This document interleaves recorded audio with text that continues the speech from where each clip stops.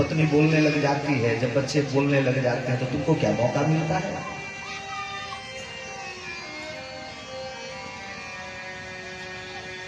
और किसी को ये पता है, किसी को ये होश है?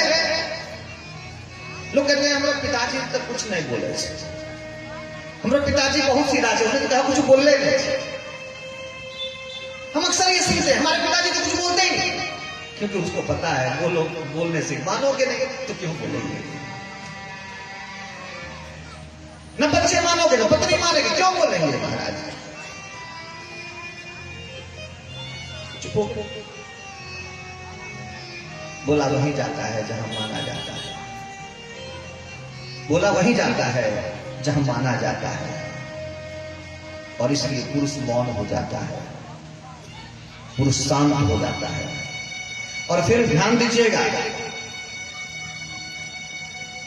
अगर ऐसी स्थिति पैदा हो जाए, जिस घर में ऐसी स्थिति हो जाए, गलत होने पर भी अगर तेरा पति कुछ नहीं बोलता है, गलत होने पर भी बेटे बच्चों अगर तेरा बाप कुछ नहीं बोलता है, तो तेरा बाप धीरे धीरे मर रहा है। तुम खुद अपने बाप की हत्या कर रहे हो, तुम खुद अपने पत्नी की हत्या धीरे धीरे हत्या कर रहे हो। दशरथ जी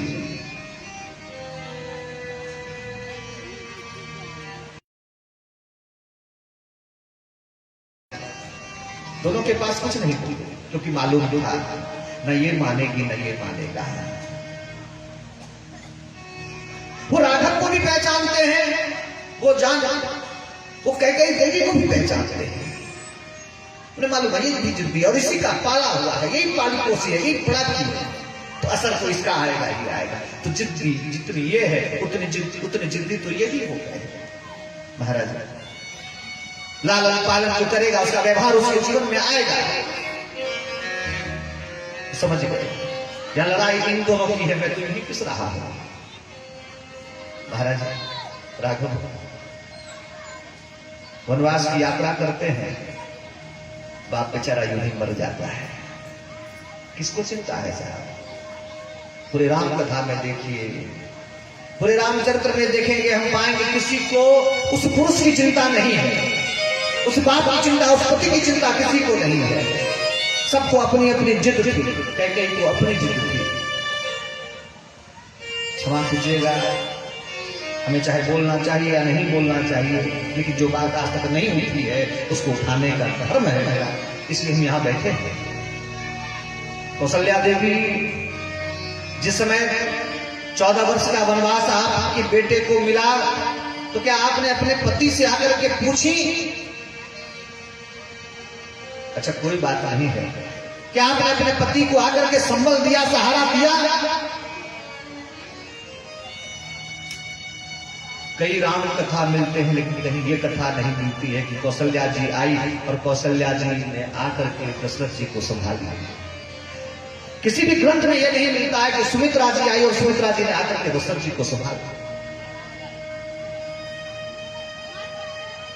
महाराज जब आपका कोई प्रिय चीज हाथ से निकलता है तो आपको लगता है कि अब जीकर क्या करेंगे, और उस समय किसी की संतावना की आवश्यकता पड़ती है, उस समय किसी के कांधे की आवश्यकता पड़ती है जहां अपने सिर को रख करके रोया जा सके, और उस समय दशरथ जी को कोई कांधा नसीब नहीं हुआ। उस समय दशरथ जी को वो कांधा नहीं मिला। 4 बच्चे होते हुए भी दशरथ जी अकेले हैं, 3 पत्नियां होते हुए भी दशरथ जी उस समय अकेले हैं। दुख आदमी को अकेले झेलना पड़ता है, दर्द आदमी को अकेले सहना पड़ता है, कष्ट आदमी को अकेले सहना पड़ता है। आपके दर्द कोई नहीं बांटेगा, आपके कष्ट कोई नहीं बांटेगा, आपके दुख कोई नहीं बांटेगा। ये दशरथ की कहानी कहती है, ये दशरथ की कहानी है।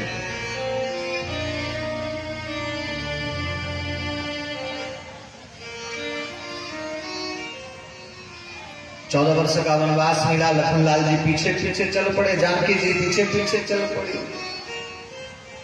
एक अलग कथा सुनाएंगे आप सबको आज। कुछ अलग ही कथा है।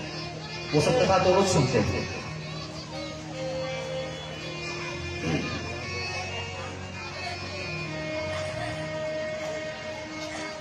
बिना विचारे जो करे सो पाछे पछताए, काम बिगाड़े आपनो जग में होत हसाए, जग में होत हसाए चित्त में चैन न पावे, खान पान धन धाम राग रंग मन हो न भावे।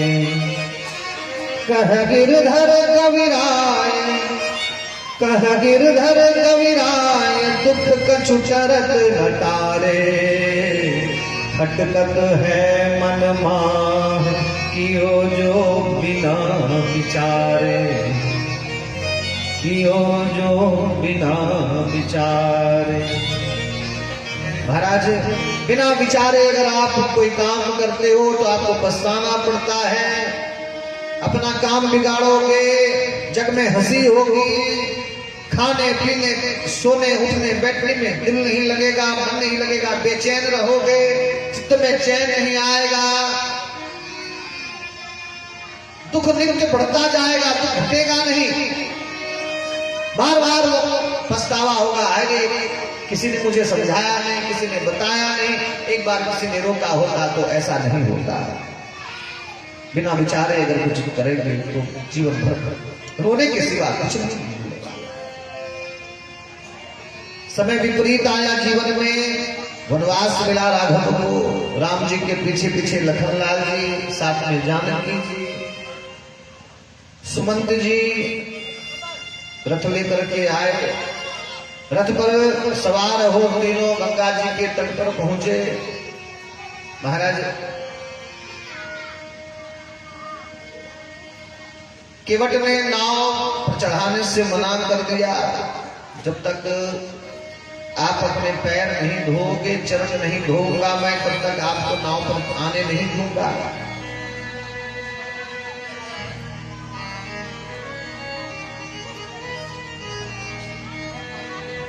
जो प्रभु पार,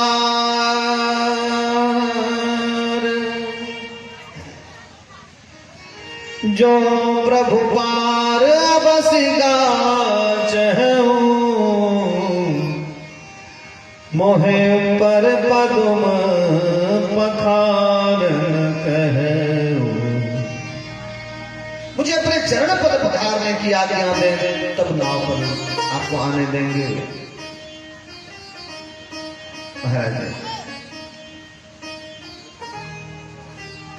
और फिर केवट ने भगवान के पांव पखारे, गंगा पार किया।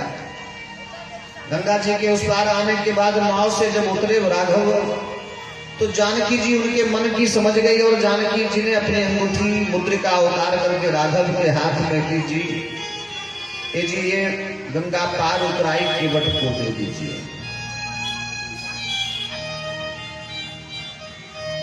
मेरे नैया में लक्ष्मण राम, गंगा मैया धीरे बहो,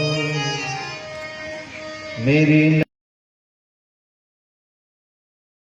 गंगा मैया धीरे बहो, मेरी नैया में लक्ष्मण राम, गंगा मैया धीरे बहो, नैया में लक्ष्मण राम, गंगा मैया धीरे बहो, मेरी नैया में लक्ष्मण राम, गंगा मैया धीरे बहो।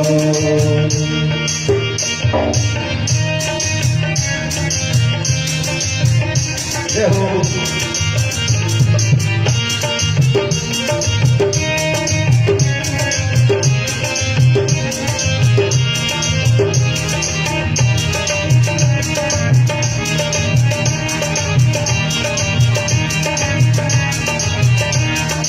कौन की नैया कौन की गंगा, कौन की नैया कौन की नैया कौन की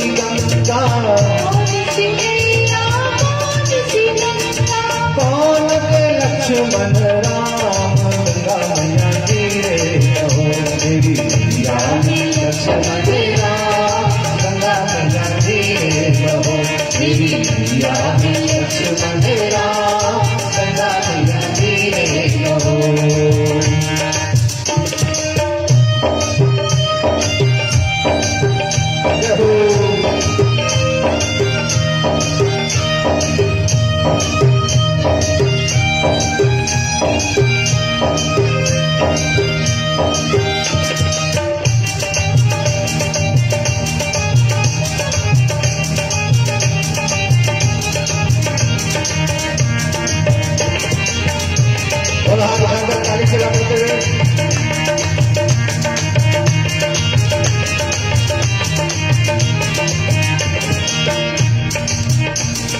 केवट की नैया भगीरथ की गंगा केवट की नैया भगीरथ की गंगा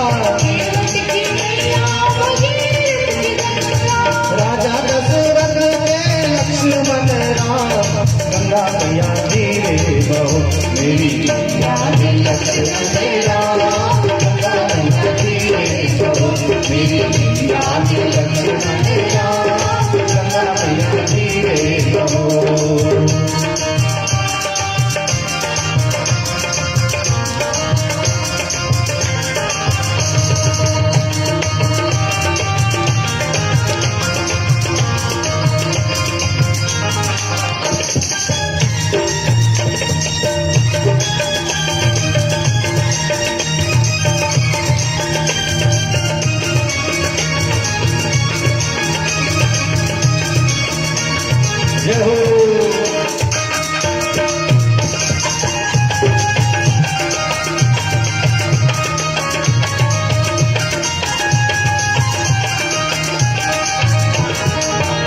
मेरी मैया लक्ष्मण मेरी मैया लक्ष्मण राम गंगा मैया तेरे कहो मेरी मैया लक्ष्मण राम गंगा मैया तेरे कहो मेरी मैया लक्ष्मण राम गंगा मैया तेरे कहो। कहाँ करे नैया कहाँ करे गंगा कहाँ करे लक्ष्मण राम गंगा मैया तेरे पार करे नैया पाप कटे गंगा पाप पार करे नैया पाप काट गंगा दर्शन को लक्ष्मण राम गंगा मैया जी को पार करके जानकी जी ने मुद्रिका दी राघव के हाथ में। राघव ने मुद्रिका ली और केवट के हाथ में हाथ पकड़कर हाथ में अंगूठी रख दी। केवट ने जब अंगूठी देखी उतारी ढाल भय सुर शरीरेता सिय राम कुह लखन समेता। लखन जी के साथ जब सब नाव से नीचे उतरे जैसे हाथ में अंगूठी दी महाराज केवट ने देखा जैसे करंट लग गया केवट। अरे ये क्या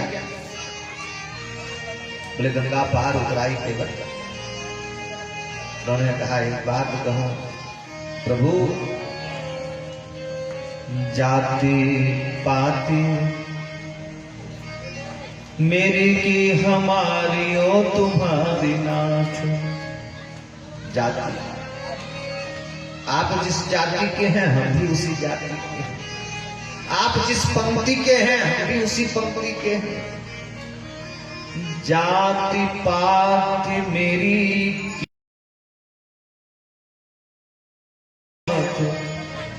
केवट को कर्म एक तू जो ना निहारियो। आपने यह ध्यान नहीं दिया कि जैसे आप केवट हम भी केवट हैं, जैसे हम केवट आप भी केवट हैं। तुम तो उतारत भव सागर पर भार, उतारे में कुटुंब दिन गुजारे। हे नाथ, आप केवट हम भी केवट, आप भवसागर पार कराते हैं और हम ये सुरसरी देवसरी गंगा पार कराते हैं, ये नदी पार कराते हैं। दोनों एक ही हैं। इसलिए नाई से न नाई लेत, धोबी से न धोबी लेत, देखे उतराई मेरी जाति न बिगाड़ी हो। आए तुम मेरे घाट पार, मैंने करी दिन आओ तिहारे घाट मुख पार करी हो। तुम हो तरनी कुल पालन करनहार, हम हो तरनी के पालन करैया है। भीम भव सागर के सुघड़ खेवैया आप, हम हो सदैव देव सर के खिवैया है।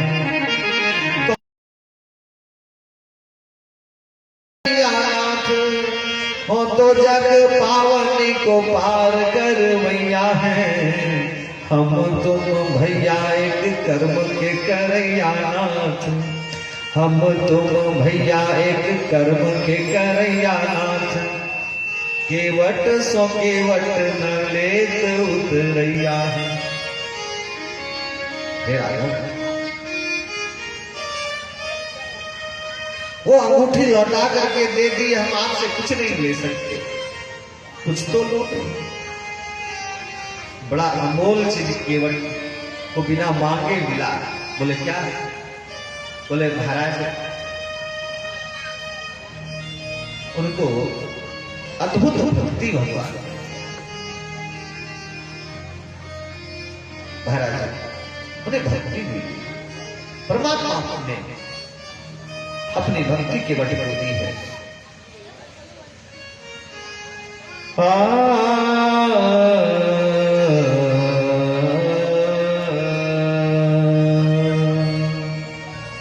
महाराज सुमंत जी लौट गए।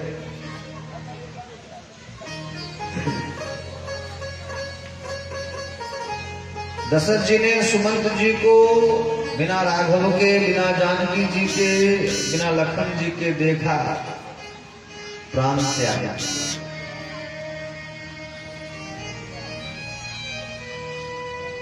महाराज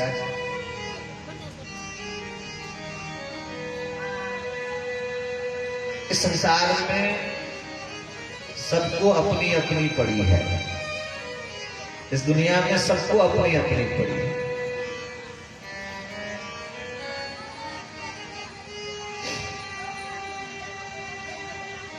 आप अपने घर में 10 दिन मौन हो जाइएगा तो यह जान लीजिए आपको आपकी औकात पता चल जाएगी। आपको आपकी औकात पता चल जाएगी। लोग आपको टोकेंगे, अच्छा ही हुआ चुप हो गया, अच्छा ही हुआ मौन हो गया। महाराज अब जरा विचार करिएगा, भरत जी शत्रुघ्न जी ननिहाल से लौटे तो क्या ढूंढे?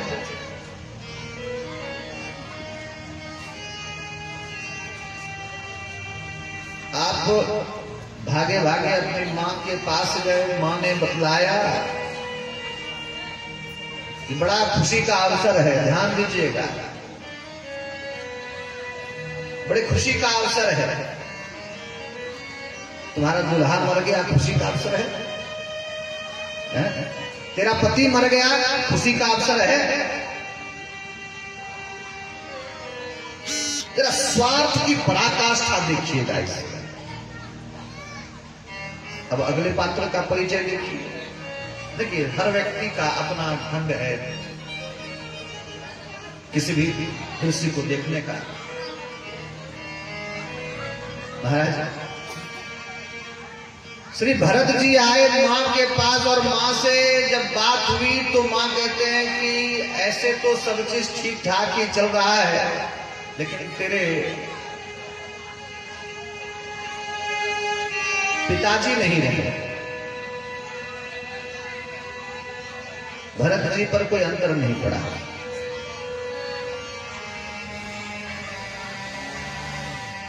और फिर कुछ है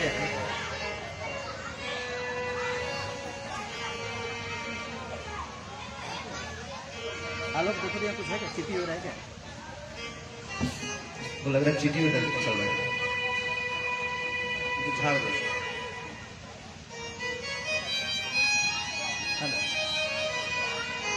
झाड़ दो, खोल करके झाड़ दो।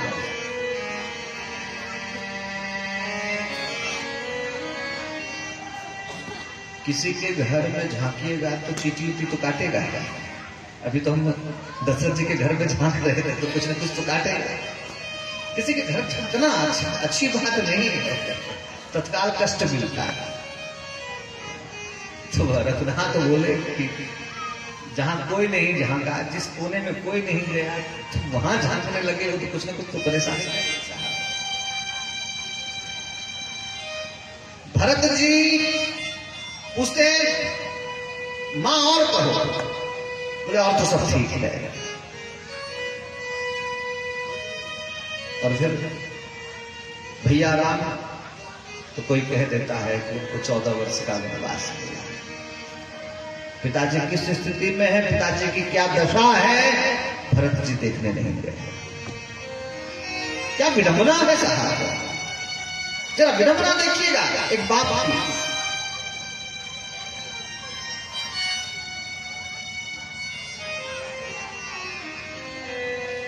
और भरत जी परेशान हैं, भरत जी दुखी हैं, गुरु जी के पास गए, इधर दौड़ रहे हैं, उधर दौड़ रहे हैं, उधर भाग रहे हैं, लेकिन चिंता बाप की नहीं है। कौशल्या जी के पास गए, दौड़ करके कौशल्या जी के पास जाते हैं। महाराज इधर जो भी कहानी बैठ जाइए, बस खोलिएगा जो भी कहानी इधर रही हो महाराज। और घर राघव चित्रकूट पहुंचे और पूरी अवध की जनता के साथ श्री भरत जी चित्रकूट पहुंचे हैं। और यहां देखिए भरत जी भगवान की चरण पादुका लेते हैं और चरण पादुका लेकर के आते हैं, ला करके चरण पादुका सिंहासन पर रख दिया।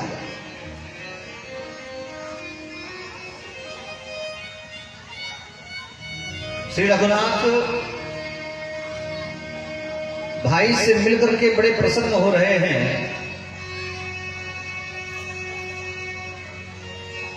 लेकिन यह जो मिलन है, इस मिलन के समय में अगर हम चिंतन करेंगे तो वहां पिता का दुख नहीं दिखलाया गया। इस जगह पर पिता का दुख नहीं दिखलाया गया, पिता का दुख नहीं। भरत जी को अपनी पड़ी है, इनको अपनी पड़ी है। भरत जी ने एक बार नहीं कहा कि अवध चलो, भरत जी एक बार नहीं बोले कि अवध चलो।